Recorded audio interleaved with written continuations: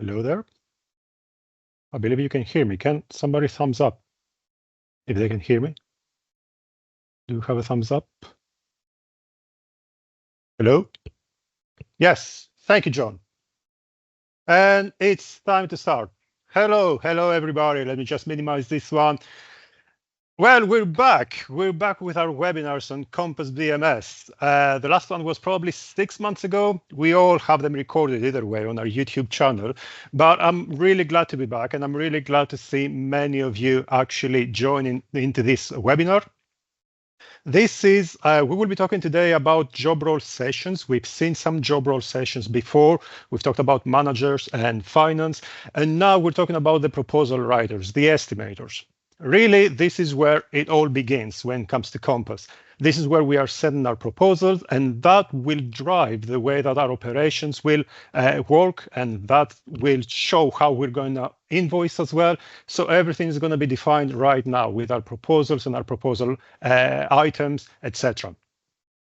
As always in my webinars, I am just trying to present as many ideas as possible, things that you might not have come across, and things that I've learned as well from lots of our customers. Mainly today, we will be talking about cost options and what do they mean, and different ways of seeing the cost options. Also, we will be seeing various ways of preparing proposals, which I think this is the main point that I would be wishing that you will take from today. There are many different ways of preparing your proposals, many different ways of having your proposal items, and this is what we will be exploring today. And then we will be checking a little bit about templates. There is a Q&A section into this webinar, as in all the webinars that we've done before, for you that you haven't joined any of them before. So I will be making some breaks during the webinar, and then I will be asking your questions. It is recorded, this webinar is recorded, and it will be made available to you after completion. And even if you cannot join, that's fine, we can just send it to you.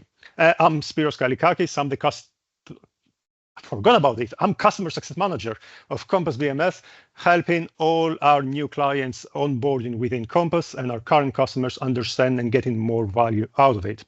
So with no further ado, let's just quickly jump into Kompass. Here it is. As always, we're starting on our dashboard. And the main areas that we will be checking today is this one, the sales, organization, contacts, and proposals.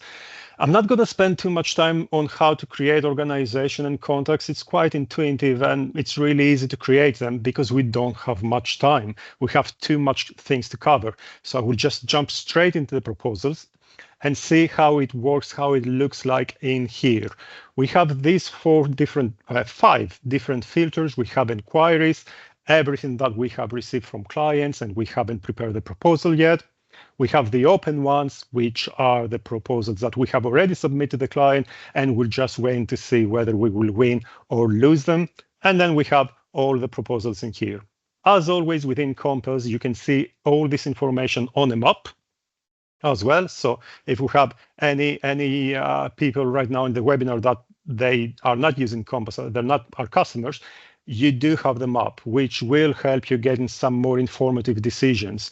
As you can see, we have lots of proposals in Wyoming. Could that be a wake-up call? Could that be something that telling us that we should be looking towards this area? You cannot see that easily when you are on a spreadsheet, but you can see it on a map. These inquiries and all the open quotes and all the open proposals, you can also see them in the dashboard in here. But as I've said, we don't have too much time to go through the dashboard. We do have a webinar that talks entirely about the dashboard. You will find it currently. You will just get the link to that particular webinar in our chat box, so you can just watch it later on. Let's jump into proposals. So the first thing that you can do in order to create a new proposal is click create. No, don't click create. I mean, eventually you will click create. As a new customer of ours, you will have to click create. But generally speaking, what I am suggesting to you is use templates as much as possible. So if I will click here and I will click templates, and I will go here, I have my different templates, which I am using, and I am copy pasting them in order to create my new proposals. It's much easier to just have a couple of those templates in here. As you can see in this organization, I have a topographical survey, SU, Alta, and laser scanning, building laser scanning. And I've got everything I need in here. So let's have a quick look. If I will go here, I can see all the information that I need to communicate with my clients and also with the people on site, with my employees. So I have these details of what needs to be done on that particular topographical survey. I've got the map of the area. And once I am preparing my proposal, I will be able to see any previous proposals or any previous projects that they are very close by. And that can help quite a lot if you're pricing, for example, for any mapping information or any control points or any traversing. It would be easy for you to just go and check whether some of this information are already in there. And then we have some more information about the proposal in here, as in who inquired for it, the proposal writer, probability. Probability is something that we do use into Kompass, which helps you quite a lot with not estimating, like with your forecasting of your works. Do I need to hire more people based on the probability of all the proposals? Now, if I will go up here, we still haven't seen where the prices are, where are we setting the price, and the price is being set in this area with the proposal items. Now, we will be talking a little bit more about the proposal items, a lot about the proposal items in a sec. The main thing that I would like to mention is that please don't forget, if you're using templates, don't just click edit and start editing the template. We will have to just keep that as it is. Always make sure that you are creating a copy. Actually, we do have some Kompass users who've said that they would welcome if we could just lock some of those proposals so that people will not accidentally change them. And if we will check on our feedback side, it is somewhere in there. We do have it on our roadmap to implement soon. Let's create the copy of the project now. Actions, copy. And this is my copy proposal, which already has most of the information that I need. It has the proposal items. As you can see, I have different ways of describing them there. I have the topographic survey, the traversing, boundary information, and GNSS survey. How you're going to set this one is entirely down to you. We've got customers who are setting these ones depending on which is the service or the department which is actually completing the works. As you can see in here, when it comes to GNSS on that particular organization, it's down to specialist engineering services. Any hours recorded, any prices, any invoicing, any revenue out of these works will go towards that particular department.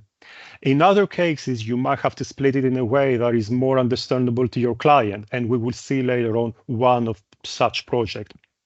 So it's entirely down to you on how you will create them. We have some other customers who wants to make them in a way that they would like to monitor the hours that they are spending on each and every of these items. So you can see the traversing in here. You might say, well, traversing is already included in the topographic survey. In this case, this client, this organization want to record exactly how many hours they're spending on traversing. They might want to find out whether they're making a loss or whether they're over budgeting or under budgeting traversing. So these are some kind of the things that you will have to think once you are creating your proposal items, and we're always here to help you onto this one. It's time for me to take a short break and have a quick look on whether we have any questions on our Q&A. Yes, we do have something. We do have a red dot in here. Oh, actually, no, that was Kai who was just dropping the YouTube channel. Okay, great, thank you. Oh, I forgot about it. Thank you, Kai. I forgot to mention that when I was hearing proposals, you might have seen that I have just created this, just used this filter set in order to just have all the templates in here. If you're not familiarized with how filter sets work, because I just quickly show them to you, there's going to be another link right now that will direct you to a knowledge base article, which will explain you exactly how you can set your filter sets. We don't have any questions, so we can move on. Let's go back to this one. Now I'm going to call this Grant Station. This is the name. We're going to set the organization as Grant Ltd. Grant Ltd. Now, I don't have to go through all these details. The other thing that I will have to set is where the site is. and this is something unique for your project. So let's say that it's on Rob Street. Yeah, that would do. So I will have to put a pin of where the site is, and then I will have to set a polygon as well if I want to, just to make sure that the people on site will understand exactly what needs to be done. So clearly from the client to the proposal writer, down to the map, and then down to operations for them to know what they're doing. Just to mention as well that when you're doing this one, you can import KMZ files. So if your client will send you some KMZ, you can just import straight away in here. Let's click some more information. We've got proposal writer. Let's say it's Anthony. Source. Let's say that this is, we're in Denver, aren't we? Okay, Geo Week 2025. That has been completed a couple of days ago. Just a way for you to just get some statistics if you'd like. In here, some CRM kind of statistics on where did you win most of your projects in each and every year. Let's click save. So my proposal now is ready, and now I can just go to the proposal items. So you've seen how easy it is. I mean, it might look a little bit too busy in here, but if you're using a template, most of the information is there. And if you're using templates, you can see the topographic survey in here. You can see all the proposal items that you are using in here. Non-billable, no, they're not non-billable. Let me just go back here and I will change that project category. It's not internal. I will change it to infrastructure. This is entirely down to you on how you will set your Kompass account. In that particular case, we've mentioned that the internal project category is just for internal work, so it's a non-billable one. Refresh, and here they are. Topographic survey. So I have all these descriptions in here. Don't read them too much because they're from ChatGPT and I haven't even read them. Anyways, so good job, ChatGPT, though. So I will go here then on edit, and all I'll have to do is just define how many days do I need to finish the topographic survey of that particular project. Let's say 10 days on site, 5 days, 6 days processing, 10 days on total station and 10 days in van. And then for traffic management, I will just put 10 days at 120 each. You might notice all these different costs. These are costs defined and just for this topographic survey, purely because I know that in my topographic surveys, I need a topographic surveyor, I need a processor, and I need these kind of things. I already have them set in there. So all I am doing is just setting the dates instead of picking the actual cost options, which we will see in a bit. So this is my traffic management. My cost for all of these is 5,300. I will set my gross margin to 45% because this is my target gross margin for that particular service. And I would say that the price is 9,650. And that is saved. So the topographic survey is ready. Now, you might have noticed that on the traffic management, I haven't even actually showed that to you. I haven't made it explicit. The traffic management has this subcontract. This is a different nominal account. If I will go back then in here, I can see that at my cost, 4,000-ish are costs for my organization. And then I have $1,200 for a subcontractor. So it does help you really see where the cost comes and where. And once you will be proceeding further with the project, you will be able to just set your valuation as well on whether it's for the traffic management or not. I will go to the boundary information. As you can see, ChatGPT already have made some nice comments in here. And in here, we have different people, as you can see. I have boundary junior, boundary surveyor. I have fuel per mile. And if I will click edit, you can see that I have all these different costs in here, as you can see, for, what was that? For times and a half. So I have them grouped. If you will have a look, I have it grouped by day, by times and a half. And if I'm going for night shifts or on Sunday works, I have them by double. You don't have to follow this grouping. I mean, I can just show you a different grouping that we've got in here. Let's go to proposals, testing, sales, create one. And then I have them by department in here. So it's the group of Alta, the group of boundary, the group of company, etc. And obviously, if I will type something, I will just get topographical survey in here. Let's go back to the previous organization. And you won't read this one. Yes. So where were we? Let's clean the filter, reset the filter, activate ground station. Here it is. Sales, and we were on boundary. So let's say that when it comes to boundary information, you are using it in nearly all of your proposals. You're using it over and over and over again. Not just on the templates you've got set, but even when you are creating a new proposal anew, you might just turn on some lights in here. You might want to use the boundary information over and over again. So in that case, you can create a template proposal item. Not a template proposal that had all the information, but a template proposal item. And this is what I'm going to do. I will click this little pencil, create new one, and I have the boundary information as a proposal item. Template. So if I would like, as you can see in here, I've got lots and lots of different templates. So if I would like a 3D CAD modeling, there you go. Getting all the information that I need. I want a BIM Revit. I'm getting all the information that I need. So I do have all these templates ready in here for my use.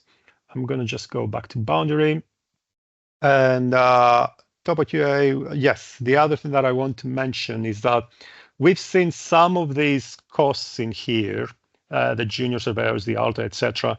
You might go a step further to just have a crew of 2 people, which means that in here, I am getting 2 people to do the job, not just 1. Now, I don't want to overcomplicate this one. The main reason why I'm showing this to you is just to kind of reiterate again that we are in Kompass, we are surveyors as well. So we do know all these limitations and we do know all these needs that we've got when we are estimating some projects. And we've got some customers that, yes, they needed a rate for a crew of people. If you would like to use any of them and you are one of our customers, please reach out and I can help you with that.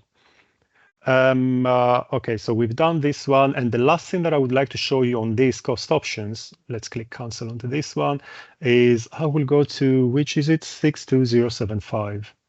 So if we will jump into this one, you will see something interesting. Sometimes you might have some cost options out there for 2024 or for 2023, and then 2025 comes, you're changing your rates. For your old projects, though, you're not changing the rate. You're just kind of stuck on your 2023 or your 2024 rates, and that's fine. You can. It's just that Kompass will just flag them as outdated. So if you will jump into a proposal or a project where the cost options have been set to had an end date, then you will get this outdated flag in here. I think I've covered everything. Topo QI, description, cost options. Yes, I've covered everything that I need at the moment. So it's time for another short break and see whether we have any questions. New posts, filter sets. No, we don't have any other questions. Great. So I can move on. I feel that we might finish earlier, which is not. Hang on. Yes, yes. So let's go back to ground station. Where is the ground station? There it is. Now, this is our proposal, and it's ready for me to print it and just send it to the client. I will click this document, proposal quotations, and I will get this proposal right now. These are all tailored to your needs. Actually, I was having a call with a client of ours in the US yesterday, and they did show me one of the templates that they would like to use. And I said that, yeah, that's okay. Bring it to me. And indeed, we've made it, and we issued it today, actually. So here it is, one of the proposals that we've got. And as you can see, I have the GNSS survey, boundary information, traversing, topographic survey with all the information that we needed and with the price and the total price down here. Now, we can, oh no, why did I close that? I shouldn't have closed PDF. Let's open it again. No, I shouldn't have done that. Anyways, so let's have a look now on create parent. Yes. So as I've said before, we might have cases of traversing where we need that split that way, but we don't necessarily need the client to see that. We are doing that so that we will be able to actually check the hours. That's why we have it in here. And just to have the description as well of what is being done. However, we don't want to show this to the proposal. So I will go here on traversing, I will click edit, and I will say that my parent one, my parent proposal item is going to be the topographic survey. I will click save, and now you can see that the structure is like that, topographic survey, and the traversing is under there. By the way, I really don't like how the topographic survey is at the very bottom. Let me just put it up here on top, save the new one. And now, once I will export my proposal, the topographic survey will be up on top. So let's have a look. Now it's open in here. Oh, no, it doesn't. I have the PDF open here as well. Let me just drag it. Drag it. Come on. It doesn't work. PDF takes its time, isn't it? Come on, Acrobat. Look at that. Sorry about that. Yeah. Hello, welcome. So in here we have the topographic survey. As you can see now, the price, as we will see in a bit, the price of the topographic survey and the traversing is added in here. And I have the information of traversing down there. So they're both under one box, the topographic survey. Now, you might also say that actually, I don't want to show all this traversing information to the client. They don't need to know all the specification of the traversing. It's entirely down to me to just show to my client. Fine. Let's go back to traversing, click edit, and on the visibility, I will just say add price to parent, click save. And then once I will print again, you will see what is going to happen. Please open on the PDF. Yes. So currently, we have topographic survey. It's at 10K, and the traversing doesn't appear in here anymore because I don't want to show that to the client anymore. And you can see this. Can you see that how this is crossed? I mean, it does. The price is still there, but it's just telling you that everything that has to do with traversing, yeah, we're going to hide that. You're not going to see them. Export proposal, include the traversing, and then just jump on Queensway. Now, what I would like to show you is a different way of preparing your proposal. And you might remember before that you might recall before that I've said that occasionally we will just have to follow the instructions of the client. How does the client wants to see the proposal? And in that particular one, I can show you an example. I have the northbound platforms, the southbound platforms, because that's how the client wants to see them. They want to see all the information and all the works that will be carried out for northbound and southbound separately. And I do have all the quote items that we've seen before, the proposal items. I do have this admin works as well. And also I have this laser scan survey, which is optional. How did I do that? I've just clicked this little box in here as an optional. And what does that mean being optional? Well, it's mainly down on how we will be exporting the proposal, the quotation in here. So we will see right now how they would look like. And at this one, we're going to have all of the works related to northbound platform. This is what your client will see. Northbound platform is 5,436. Southbound platform is this one. And I do have all the children descriptions in here because I chose so. It's entirely down to you on whether you would like to add them or not. And on that particular one, I have the provisional items. Kompass does know that this is an optional one, so it does put it on a different table because we've set this proposal, this template that way. Now, what I would like to show you is the admin works. Let's say that for the admin works, you would like to just take control and just see how much time you're spending on each of your admin works and what you're doing with admin, but you don't want to charge the client. It's really helpful for you to monitor your costs and monitor the hours that you are actually spending on preparing one of these proposals. So during your works, so you're creating this proposal item somewhere to just place your hours, but then it's a ghost. And that's what I'm going to do right now. I will just click on the admin one. And on the visibility, I will just say exclude from code. Save. And now we can see that we have 1,000 for this one, 500, 3,500. So this is 5,000 in total. If I will click document and proposal quotation, then we're going to get, come on, there you go. So we're going to get the 5,000, and the admin works are hidden. They're nowhere to be found. And actually, if you will jump back into Kompass, you can see that as well. Everything's crossover, as in, yeah, this doesn't exist for your client. It does exist for your operations and for your company, but it doesn't exist for your client. Another way of setting your proposals, here it is. In here, I've got all the topographic survey and everything under the topographic survey. And another one, which is a way that I'm not sure that I like it much, is when occasionally we're just creating proposal items for each and every employee. I'm not very fond of it because, I mean, we are in such a dynamic industry. Somebody might be on leave, some might be sick, and all this kind of complexity of having to place the correct person to the correct task for them to record their time, it can be a little bit confusing for people. But what I would really like to show you in here is something that we haven't seen before. This little rate in here, this little icon, rate, if you can recall in here, we didn't have them. We have nothing. All of these are lump sum items, while these ones are rate items, TNM. How can we set them? Let's jump to JSON. I will click edit, and we haven't spent much time in here. That was lump sum before. In everything that we've created so far was lump sum. I will change it to rate.